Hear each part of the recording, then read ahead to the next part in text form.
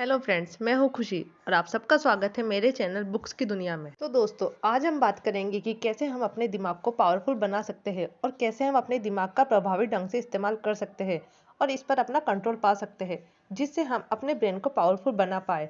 इसके 10 टॉपिक दिए गए हैं। पॉइंट नंबर 1, हमारा मस्तिष्क हमारे शरीर का सबसे मुख्य हिस्सा है जो पूरे शरीर को कंट्रोल करता है।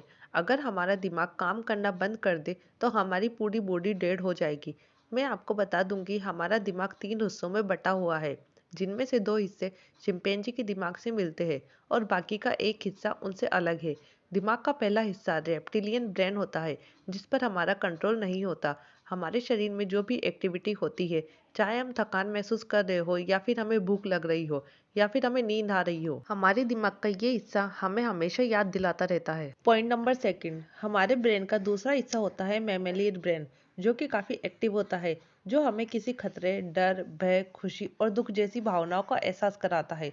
और दिमाग का तीसरा हिस्सा ह्यूमन ब्रेन होता है, जो सबसे अलग होता है, जो हमें सबसे अलग दर्जे का प्राणी बनाता है, जिससे हम सही गलत का ज्ञान पा सकते हैं, जो हमें हमारी भावनाओं पर काबू पाने की शक्ति देता है। पॉइंट नंबर 3, हमारे दिमाग में कई तरह के केमिकल भी होते हैं जो हम पर कंट्रोल करने की कोशिश करते हैं और काफी हद तक हम पर काबू पा भी लेते हैं। कभी कभी हमारे दिमाग किसी काम को करने का जोश बढ़ जाता है, तो कभी कभी हम काफ़ी आलस कर जाते हैं। कभी कभी हमें काफ़ी खुशी का एहसास होता है, तो कभी हमें दूसरों के साथ सुकून भी मिलता है, जो डोपामाइन जैसे केमिकल रिएक्शन की वजह से होता है। जैसे ऑक्सीसिटोसिन केमिकल रिलीज होने से हम एक दूसरे पर काफ़ी प्यार और लगाव महसूस करते हैं।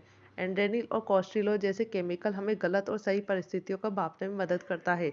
इसी तरह से ये केमिकल हम पर काबू पा लेते हैं। पॉइंट नंबर 4, अगर आप खुद के दिमाग पर काबू पा नहीं सकते तो आप कठिनाई का सामना नहीं कर सकते हैं। अपने दिमाग को ऐसे कामों के प्रति आकर्षित करो जहां आपका मन नहीं करता है। जो काम काफी महत्वपूर्ण होता है उस पर इंटरेस्ट जगाने की कोशिश करो, जिससे आपका दिमाग ये समझने की कोशिश करेगा कि वो काम आपके लिए काफी जरूरी है, जिससे आप उस काम को प्रभावी ढंग से कर सकते हैं। नंबर 5, आपको अपने लक्ष्य को पाने के लिए खुद की इच्छा शक्ति को मजबूत करना होता है और एक मजबूत डिटर्मिनेशन के साथ आगे बढ़ना होता है, जिससे आपके दिमाग का अहम रोल होता है। और लक्ष्य हासिल करने के लिए आपको अपने मन इच्छा पर काबू पाना होगा।